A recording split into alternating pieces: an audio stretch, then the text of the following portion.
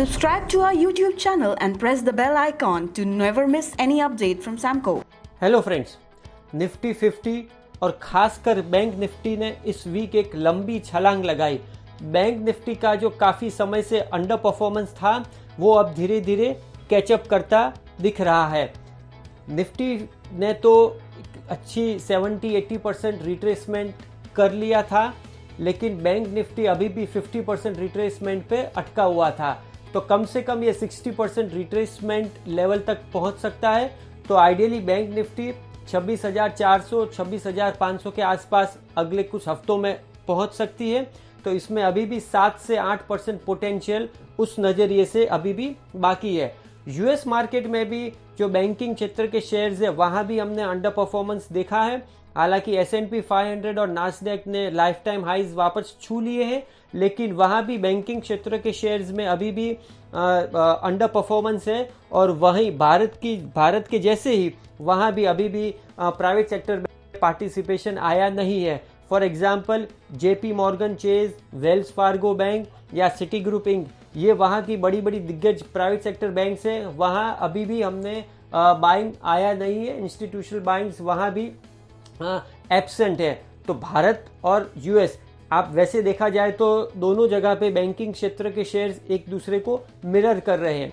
हालांकि अब मोमेंटम आया है बैंकिंग क्षेत्र में, तो 61% रिट्रेसमेंट लेवल एटलीस्ट एक आता दिखता है। लेकिन कॉशियस तो रहना चाहिए, क्योंकि ओवरऑल मार्केट काफ़ी ओवरबॉट लेवल्स पे है। इन्वेस्टिंग के लिहाज से अभी इन्वेस्ट नहीं करना चाहिए, क्योंकि Q2 रिजल्ट्स की राह देखनी चाहिए, तभी इन्वेस्ट करना चाहिए। हाँ, लेकिन ट्रेडिंग के लिहाज से मार्केट में मोमेंटम बना हुआ है।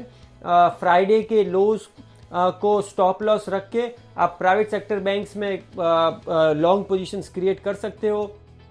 और बैंक निफ्टी में भी जो फ्राइडे के लोज को स्टॉप लॉस रख के आप लॉन्ग पोजीशंस क्रिएट कर सकते हो। हालांकि स्टॉक स्पेसिफिक आइडिया के लिए मेरी कलीग निराली शाह आपको उसके बारे में बताएगी। Thank you. ओवर टू निराली। हेलो दोस्तों, आज का हमारा पहला पिक है डाबर।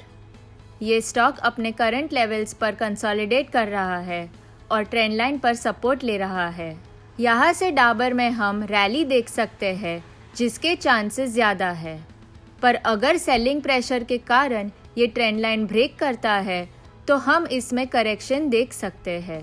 अगर हम फंडामेंटली देखें तो लॉकडाउन शुरू होने के पहले से ही डाबर नियमित रूप से बढ़ रहा था और लॉकडाउन के चलते डाबर ने अपने पोर्टफोलियो को कंज्यूमर्स की ज़रूरतें पूरी करने के नज़रिए से बदला। अगर हम प्रोडक्शन कैपेसिटी की बात करें तो वो भी नॉर्मल हो गया है, इसलिए बिजनेस रिकवर होने की संभावना है।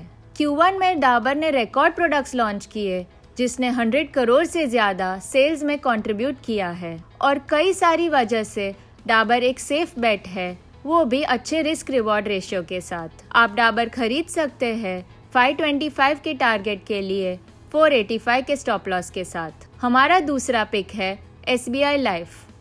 SBI लाइफ सितंबर 25 से निफ्टी 50 में आने वाला है और इसमें तेजी होने की संभावना है।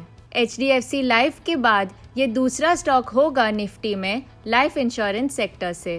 फंडामेंटली भी ये कंपनी मजबूत है और लॉकडाउन के बावजूद भी इस क्वार्टर में SBI लाइफ का AUM 19% से बढ़ा और नेट प्रीमियम इनकम 14% से बढ़ा YOY बेसिस पे।